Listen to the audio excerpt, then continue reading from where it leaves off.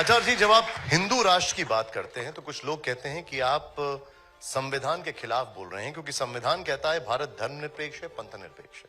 ये थोपी हुई सेक्युलर, इस देश में सबसे बड़ी खतरा है सेक्युलर बनना।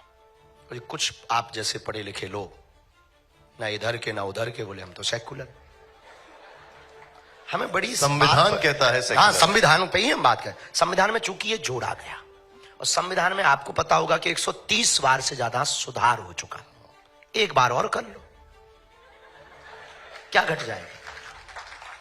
फिर बहुत सारी चीजें चेंज करनी पड़ेंगी। चेंज करनी पड़ती हैं। देखिए, देश की कायाकल्प आपको करनी है, देश से हिंदू मुसलमान का लफड़ा आपको मिटाना है, देश के अंदर के दंगे को आपको खत्म करना है, देश को आपको विश्व गुरु के पटल पर बैठाना है, देश को आपको विकसित राष्ट्रों में खड़ा करना है। तो वो सेकुलर राष्ट्र से नहीं हो सकता है। छोटे छोटे ईसाइयों के देश हैं 95 से ज्यादा, पर वो इकोनॉमी में भी आगे है, वहां की व्यवस्थाओं में भी आगे है, डिजिटल में भी वो आगे है, और यहां तक कि एशिया, अब उनका जो भी होता है एरिया, उसमें भी वो सबसे आगे, हर व्यवस्था में वो आगे। क्यों? इसका मतलब ये नहीं कि वहां बहुत कम पॉपुलेशन। इसके 2-3 कारण कि वहां की विचारधारा एकदम क्लियर है, या तो इस साइड या उस साइड। अब ये तीसरा बीच का बीच खतरनाक लिया है। या तो आप एथिस्ट हो जाओ, नास्तिक, या आप आस्तिक हो जाओ। अब आप कह रहे हैं ना मैं आस्तिक हूं ना मैं नास्तिक हूं, मैं तो सेक्युलर हूं। ये तीसरा आदमी बहुत खराब होता है भैया। एक पक्ष पकड़ो।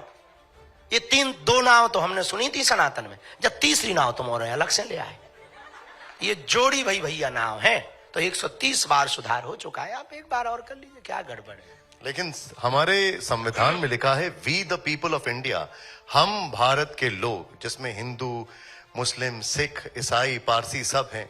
ये तो बाबा साहब अंबेडकर लिख के गए, इसमें कोई जोड़ा नहीं गया। मेरे भैया, मुसलमान मुसलमान है इस देश में, ईसाई ईसाई है इस देश में, बस हिंदू सेकुलर है।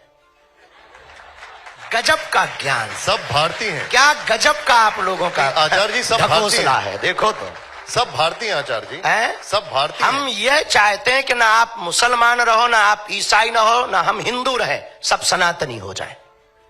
अब तो नहीं है गड़बड़।